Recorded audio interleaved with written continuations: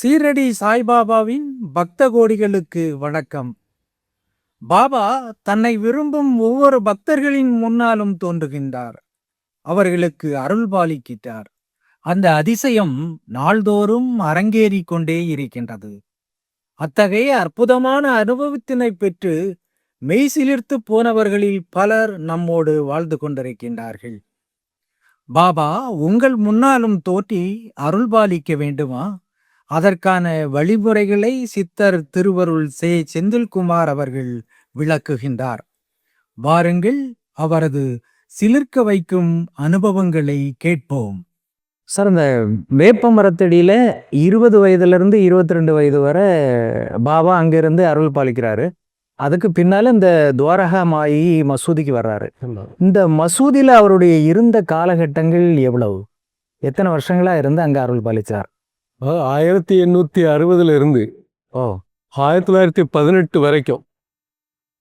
கிட்டத்தட்ட 58 வருஷம், 58 ஆண்டுகள் அவர் துவாரகமாயி மசூதியில தான் இருந்தார்.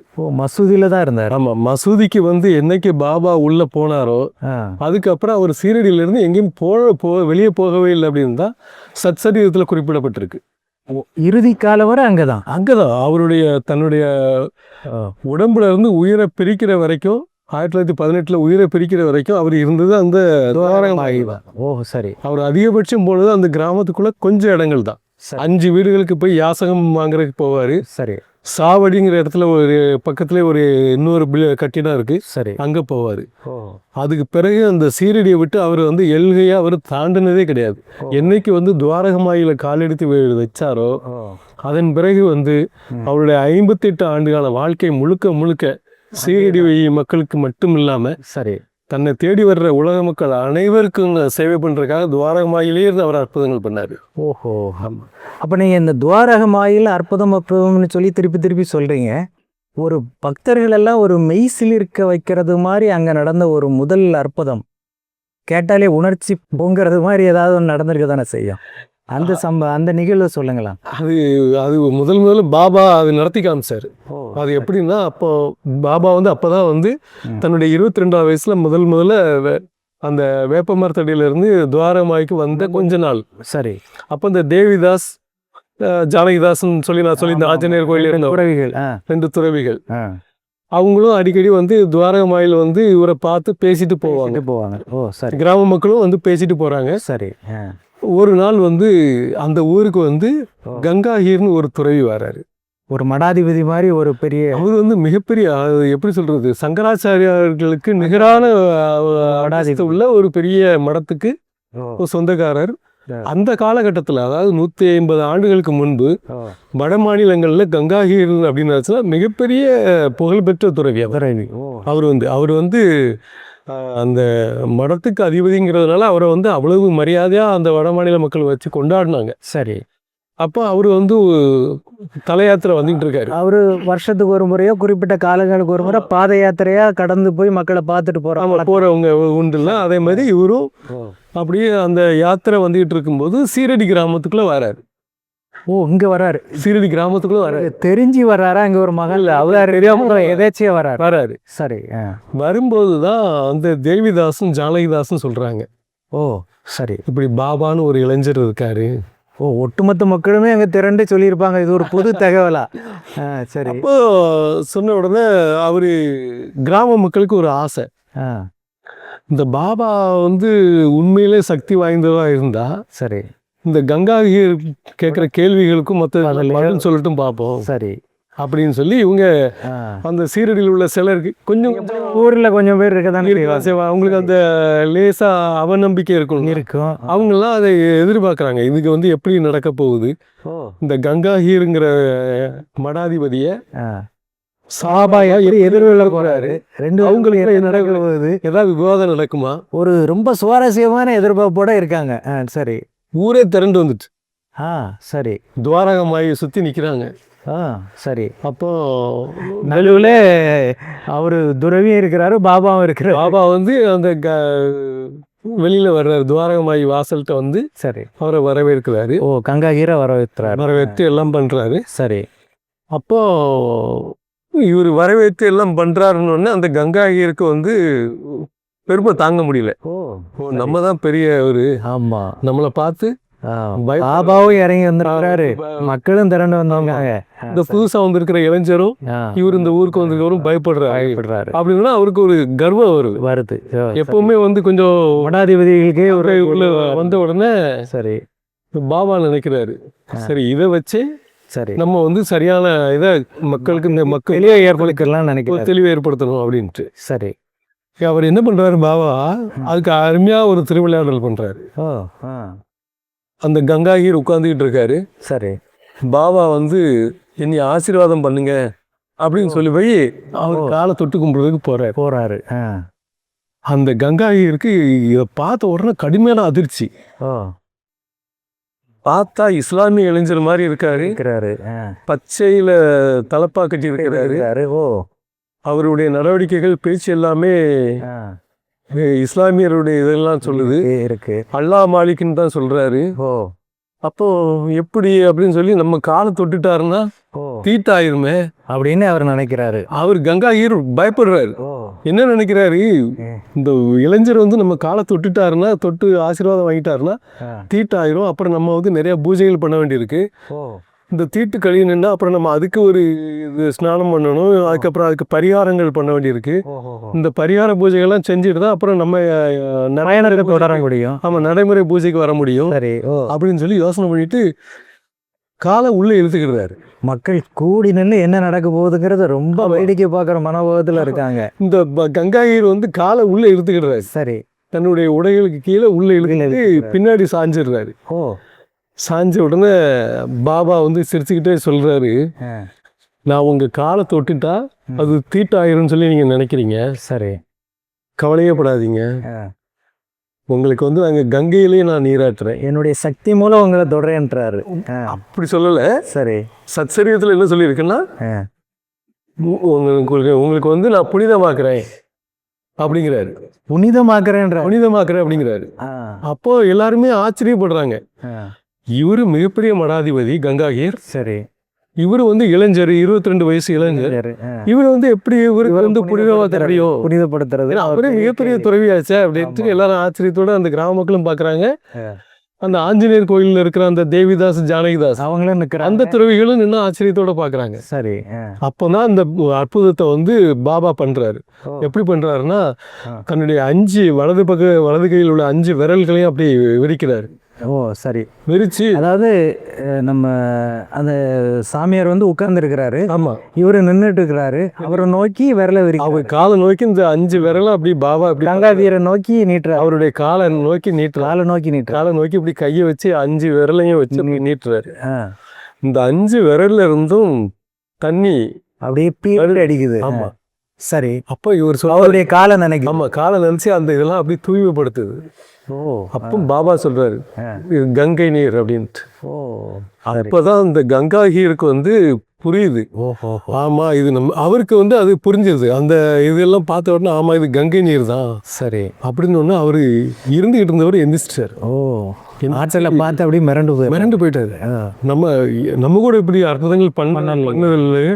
இவர் வந்து அப்போ இருந்த அளவுக்கு நீரை கொடுத்துட்டா கங்கையை வந்து தன்னுடைய கைகளில் வரவழைக்கிற அற்புதம் வரவழைச்சு அந்த புனிதப்படுத்தி எல்லாம் பண்ணியிருக்காருன்னா, அப்போ உணர்வு ரீதியாக அப்படியே உணர்றாரு. அவருக்குள்ள என்னவோ பெரிய அந்த கங்காகீர் வந்து அப்படியே சரணடைஞ்ச மாதிரி ஆயிட்டாரு. ஓஹோ சரி. அப்போ இவர் வந்து மிகப்பெரிய ஆற்றல் உள்ளவராக இருக்காரு. சரி நம்ம கிட்டலாம் இந்த ஆற்றல் கிடையாது இல்லை. அப்போ அப்படின்னு சொல்லி அப்படி மிரண்டு நமக்கு ஒரு பாடம் தான் மாதிரி ஆகிடுறாரு.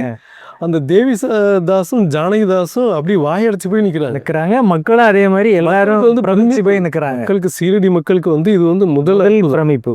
ஏன்னா நேரடியா பார்க்குற பாபா சாய்பாபா நிகழ்த்தின அற்புதத்தை முதல்ல சீரடி மக்கள் எல்லாருமே கண்டு பார்த்த முதல் அற்புதம் இந்த அற்புதம் தான். ஓஹோ இந்த கங்கையை பாபா தன்னுடைய கைகள்ல வரவழைச்சு இது பண்ணதுதான். இதை பார்த்த உடனே எல்லாருக்குமே ரொம்ப அதிர்ச்சி, ஆச்சரியம். எப்படி இந்த இளைஞரால இவ்வளவு பெரிய இதை நிகழ்த்த முடிஞ்ச அற்புதத்தை அப்படின்ட்டு. சரி கிராம மக்கள்லாம் கலைஞ்சு போறாங்க. அப்போ தேவிதாஸ்டையும் இந்த ஜானகிதாஸ்டையும் இந்த கங்காயர் சொல்றாரு, சரி. எப்படி இவ்வளவு பெரிய மகான் வந்து இந்த ஊருக்கு வந்து நீங்க பெரிய சாதாரணமா இருக்காரு அப்படின்னு சொல்லி பண்ணி வச்சிருக்கீங்க. ஆமா சொல்றாரு. அன்னைக்கு நைட் அங்க தங்குறாரு. தங்கி அவரை பத்தியே பேசிட்டு இருக்காரு. கங்காயர் வந்து அவரை பத்தியே பேசுறாரு. சரி. பேசி எவ்வளவு பெரிய இறை அவதாரமா இருக்காரு அப்படின்னு சொல்லி அவரு உணர்ந்து சொல்றாரு. சரி. மறுநாள் அந்த ஊரை விட்டு சீரடியை விட்டு புறப்படணும். சரி. அப்போ கங்காகீர் வந்து என்ன செய்யறாருன்னா, ஊர் மக்கள் எல்லாரையும் வாங்க அப்படின்னு சொல்லி கூப்பிடுவார். ஓ. அந்த ஊரே திரண்டு வருது. சரி. அப்போ கங்காகீர் வந்து அந்த ஊர் மக்கள்கிட்ட சொல்றாரு, இவர் வந்து மிகப்பெரிய பொக்கிஷம், உங்களுக்கு கிடைச்ச பெரிய பொக்கிஷம். சரி. இதை வந்து நீங்க சீரடி மக்கள் வச்சுக்க வேண்டியது உங்களுடைய பொறுப்பு. நீங்க வந்து இவரை சாதாரணமாவே நீங்க நினைச்சுக்கிட்டு இருக்கீங்க. அதையும் சொல்லிட்டாரு. அதையும் சொல்றாரு, நீங்க வந்து இதை இவரை சாதாரணமாவே நீங்க நினைச்சுக்கிட்டு இருக்கீங்க. அப்படி நினைக்காதீங்க. சரி. இவர் வந்து எங்களை விட ஆற்றல் மிக்கவர். சரி. இந்த பூமியில இந்த இடத்துல அவர் வந்து இருக்கிறாருன்னா அது மிகப்பெரிய கொடுப்பினை உங்களுக்கு. இவரை வந்து நீங்க வந்து மற்றவங்கள மாதிரி நினைக்காதீங்க. சரி. நாங்கள் எல்லாம் இந்த மண்ணுக்கு வந்துட்டு போயிடுவோம். சரி. ஆனா இவர் இங்கேயே தங்கி இருந்து பண்ணியிருக்காருன்னா இது இந்த சீரடி மண்ணுக்கு கிடைச்ச மிகப்பெரிய பாக்கியம். இவரை நீங்க கெட்டியா பிடிச்சுக்கிடுங்க. இவர் மூலமா இன்னும் நிறைய அற்புதங்கள் இங்க நடக்க போகுது. உங்களுக்கு நிறைய நல்ல விஷயங்கள் நடக்க போகுது. அவர் வந்து நிறைய அற்புதங்கள் பண்ணுவாரு. நீங்க எந்த அளவுக்கு நீங்க அவரை ஆராதனை பண்றீங்களோ அந்த அளவுக்கு நீங்க உங்க வாழ்க்கையில இந்த ஊரே முன்னேறும், செல்வம் செழிப்பு எல்லாம் வரும். என்னுடைய கணிப்பு படி இந்த மகானை வந்து நீங்க நல்லா பராமரிச்சிங்கன்னா, சரி, இந்த இடம் வந்து உலகமே புகழ்ற வகையில மிகப்பெரிய புனித தலமா மாறும். ஓ, அன்னைக்கே சொல்லிட்டாரு அப்படின்னு சொல்லி கங்காகீர் தான் முதல்ல இதை இந்த கிராம மக்கள்கிட்ட சொல்றாரு. ஓஹோ. நீங்க இதெல்லாம் உணர்ந்துக்கிடுங்க. இவர் வந்து சாதாரண துறவி அல்ல, சாதாரண மகான் அல்ல, இவர் வந்து இறை அவதாரம் அப்படின்னு இந்த அளவுக்கு பண்றாருன்னா இந்த அளவுக்கு அவர்கிட்ட நிறைய சக்திகள் இருக்கு. சரி. உங்களுக்கு நீங்க என்னெல்லாம் கேட்குறீங்களோ, என்ன வரம் கேட்டாலும் அத்தனையும் தரக்கூடிய ஆற்றல் இவர்கிட்ட இருக்கு. அதெல்லாம் நீங்க வாங்கணும்னா அவரை நீங்க நல்லா வச்சுக்கிடணும். சரி, செய்யுங்க, அவரை கட்டியா பிடிச்சிக்கிடுங்க அப்படிங்கிற மாதிரி சொல்லி. இத சொன்ன உடனே சீரடி மக்கள் அதுக்கப்புறம் பாபா மேல சந்தேகமே பண்ணல, கொண்டாட ஆரம்பிச்சிட்டாங்க, முழுமையா பிடிச்சிட்டாங்க. ஓஹோ. பாபாவே வாழ்க்கை அப்படிங்கிற மாதிரி எல்லாருடைய வீடுகள்லையும் பாபாவுடைய நாம ஒழிக்க ஆரம்பிச்சிட்டு அப்படியே அந்த கிராமமே மக்கள், இந்துக்கள், இஸ்லாமியர்கள் எல்லாருக்கே வந்து தினமும் வந்து அவரை பார்த்துட்டு தான் அவங்களோட தினசரி வாழ்க்கையை தொடங்குங்கிற மாதிரி அவங்களுடைய வாழ்க்கை நிலையை மாற ஆரம்பிச்சு 23வது வயசுல இருந்து அதுக்கு பிறகு மக்கள் வந்து சீரடி மக்கள் தன்னை நல்லா முழுசா இது பண்ணிக்கிட்டாங்கன்னு சொன்னதுக்கு அப்புறம் தான் பாபா நிகழ்த்தின அற்புதங்கள் ஏராளம். அதுக்கப்புறம் தான் மக்கள் வந்து அலையலையா வர ஆரம்பிச்சிட்டாங்க. அந்த சரி மிகப்பெரிய இது அந்த நடக்கலாம் நடக்க ஆரம்பிச்சு. ஓஹோ. இந்த துவாரகா மாயி மசூதி இப்போ நீங்கள் 10 தடவைக்கு மேல் போயிருக்கீங்க, அதையும் நீங்கள் போய் பார்த்து அங்கே ஏதாவது போயிட்டு வர வழிபடுற முறைகள்லாம் எதுவும் இருக்கா? இப்பவும் துவாரமாயி நல்லா பராமரிக்கிறாங்க. சரி. பாபா இருந்த இடம் வந்து அப்படி இருக்குது. பாபா வந்து அந்த உள்ளுமலை சம்பிரதாயப்படி பராமரிக்கிறாங்களா? அப்படி சொல்ல முடியாது. சரி. அதை வந்து ஒரு போய் நம்ம தியானம் பண்றதுக்குள்ள வசதிகள் இருக்கு. பாபா என்னென்ன பொருட்கள் பயன்படுத்தினாங்களோ அதை சில பொருட்கள் அதுல இருக்குது. ஒரு மூடை கோதுமை அங்க வச்சிருப்பாங்க, எப்பவுமே இருக்கும் அந்த துவாரகமாயி உள்ள. சரி. ஏன்னா ஒரு தடவை ஒரு அற்புதம் அவர் நிகழ்த்தியிருப்பார். அந்த ஊருக்குள்ள வந்து அந்த மராட்டிய மாநிலம் முழுக்கவே வந்து ஒரு தடவை காலரா நோய் பரவி இருக்கும். ஓஹோ, பெரும். ஆமா. அப்போ வந்து இந்த பாபா வந்து என்ன பண்ணுவார்னா, சீரடி ஊருக்குள்ள அந்த நோய் வர விடாம பாதுகாப்பாரு. எப்படி பண்ணுவார்னா, அந்த கோதுமையை வந்து மாவா அரைச்சி அந்த மாவை வந்து ஊர் எல்கை முழுக்க தூவ வைப்பார், எல்கையை செவியை சுத்தி. ஓஹோஹோ. ஒரு நபர் கூட எல்லை வகுத்து அதுக்கு இந்த எல்லைக்குள்ள ஊடுருவல அந்த மாதிரி பண்ணிட்டாரு. சீரடியில யாருக்குமே அந்த காலரா நோய் பாதிக்கவே இல்லை அதுக்கு பிறகு. ஓஹோஹோ. அதை நினைவுபடுத்துறது, அந்த சம்பவத்தை நினைவுபடுத்துற விதமா ஒருத்தர் வந்து ஆண்டுதோறும் தன்னுடைய வயலில் விளையிற கோதுமையை வந்து ஒரு மூட்டை அப்படி கொடுப்பாரு. முதல் கோதுமையை அங்க கொண்டு கொடுத்துறாரு. அதை வந்து அங்க வச்சிருப்பாங்க. சரி. இதே மாதிரி பாபா வந்து அந்த கிணத்துல இருந்து தண்ணி எடுத்து வந்து ஒரு மண்பானையில வச்சு தண்ணி குடிப்பாரு. அந்த மண்பானையும் இன்னும் இருக்கு. ஓ, அவர் பயன்படுத்துற மண்பானை இன்னும் அழகா பராமரிச்சு. அவர் வந்து குளிக்கிறதுக்கு பயன்படுத்தின ஒரு பெரிய பாறாங்கல் அதுவும் இருக்குது. அதுக்கு மேல ஏறி இன்னும் குளிக்கிறது இல்ல, அதுல உட்கார்ந்து குளிக்கிறதுக்காக ஒரு அன்பர் கொடுத்திருப்பாரு. ஆனா அதுல பாபா உட்கார்ந்து குளிச்சதா சச்சரியத்துல இல்ல. இருந்தாலும் பாபாவுக்குன்னு வழங்கப்பட்ட அன்பா வழங்கின ஒரு காணிக்கை இதெல்லாம் இருக்குது. அந்த உதி உண்டாக்குறதுக்குள்ள அந்த தீப ஏற்ற இடம், பாபா வழிபட்ட ஒரு சோத்துல தோன்றும் பாபா மாதிரி சரி. அந்த இடம் கோதுமை இருக்கிறது. ஓ. அந்த அரவை கோதுமை அரைக்கிறதுக்கு பயன்படுத்தின அந்த அரவை கல் ஓ, அந்த காலத்துல பயன்படுத்தின பாபா பயன்படுத்தாம அந்த அரவை இது, அந்த மண்பானை தண்ணீர், சரி. அந்த கல் இவ்வளவும் இருக்குது. நம்ம போகலாம், அங்கே தியானம் பண்ணலாம். ஓ. அதுல உட்கார்ந்து தியானம் பண்ணும்போது பாபா நமக்குள்ள வருவாருங்கிறது நிறைய பேருக்கு நம்பிக்கை. சரி. தமிழ்நாட்டில இருந்து போற நிறைய பேர் வந்து அந்த துவாரகமாயில வந்து ஓ. அவசியம் தியானம் பண்ணுவாங்க. எல்லா பிரபலங்களும் அதுல தியானம் பண்றதை நான் பார்த்துருக்கேன். ஓஹோ. அது வந்து ஒரு சக்தி வாய்ந்த இடம். ஏன்னா பாபா உட்கார்ந்த இடம் 58 ஆண்டுகள் வந்து அந்த இடத்துல பாபா உட்கார்ந்துருக்காரு. சரி. ஓ. அப்ப அவர் உட்கார்ந்து பரிபாலனை பண்ண இடத்துல எவ்வளவு சக்திகள் இருக்கும். ம். அதுல கொஞ்சம் கிடைத்தா கூட நம்மளுக்கு போதும்னு சொல்லி ஒரு ஆசையில போய் உட்காருவாங்க. உட்காருவாங்க. அதனாலதான் அந்த துவாரகமாய்க்கு வந்து மிகப்பெரிய ஆற்றல் மக்கள் இன்னும் இருந்துகிட்டே இருக்குது. நீங்க போய் உட்கார்ந்துருக்கீங்க, நீங்க போய் தியானம் பண்ணிருக்கீங்க, நீங்க இதெல்லாம் பார்த்துருக்கீங்க. மற்றவங்க பார்க்குற பார்வை ஒரு பொருளாவோ ஒரு அருங்காட்சியகம் மாதிரி அப்படியே பார்த்துட்டு கடந்து போயிடுவாங்க. நீங்க உணர்வு ரீதியாக அதில் கலந்துருக்கீங்க. நீங்க போய் உணர்ந்து தியானம் இருந்து உங்களுக்கு எப்படிப்பட்ட உணர்வுகள், அந்த ஃபீலிங் எப்படி எதுவும் கிடைச்சிருக்கா என்ன? அதாவது அந்த துவாரகமாயில வந்து நம்ம தியானம் பண்ணியாச்சுன்னா மனசுல ஒரு மிகப்பெரிய அமைதி வரும். ஓ. சரி. அதாவது அந்த அமைதியை வந்து நம்மளுக்கு வந்து எப்படி சொல்றதுன்னு தெரியாது. ஓ. ஒரு சந்தோஷமான மனநிலைக்கு நம்ம போயிடுவோம் அந்த தியானம் பண்றது. ஓ. இன்னொன்று நம்மகிட்ட வந்து அங்கே போய் துவாரகமாயில உட்காந்து நம்மளுக்கு அது வேணும் இது வேணும்னு சொல்லி கேட்க வேண்டிய அவசியமே இல்லை. எது தேவைங்கிறது தெரியும். நம்ம ஒப்படைச்சிடணும் அவர்கிட்ட. ஓ. அப்படி அவருக்கு தெரியும் நம்மளுக்கு வந்து நம்மளுடைய பிறப்பு, நம்மளுடைய ஆத்ம பயணம், சரி, எல்லாமே அவருக்கு தெரியும். நமக்கு என்ன தேவை, நம்ம உறவினர்கள், நம்மளுக்கு இந்த பிறவியில நம்ம எப்படி இருக்கோம், சரி, நம்ம குடும்பம் எப்படி இருக்குங்கிறதெல்லாம் அவருக்கு தெரியும். நம்ம தியானம் பண்ணி அதில் இது பண்ணிட்டு வந்தாலே போதும், அனைத்தையும் அவர் பார்த்துக்கிடுவார். எனக்கு அந்த நம்பிக்கை இருந்ததுனால தான் நான் தியானம் பண்ணேன். தியானம் பண்ணிட்டு நான் வர்ற ஒவ்வொரு தடவையும் சரி, நான் அந்த துவாரகமாயிலிருந்து வரும்போதே பாபாவை நினச்சிக்கிட்டு நான் பயணம் பண்ணுவேன். எனக்கு நான் அங்கே வரும்போது ஒரு திருப்புமுனை இருக்கும். என்னுடைய வாழ்க்கையில் நான் அனுபவபூர்வமாக கண்டது. என்னுடைய வாழ்க்கையினுடைய மேம்பாட்டுக்கு போகிற வகையில் அந்த அற்புதங்கள் இருக்கும். அப்படி நடந்திருக்கு. நான் போயிட்டு வர ஒவ்வொரு தடவையும் அது நடந்திருக்கு.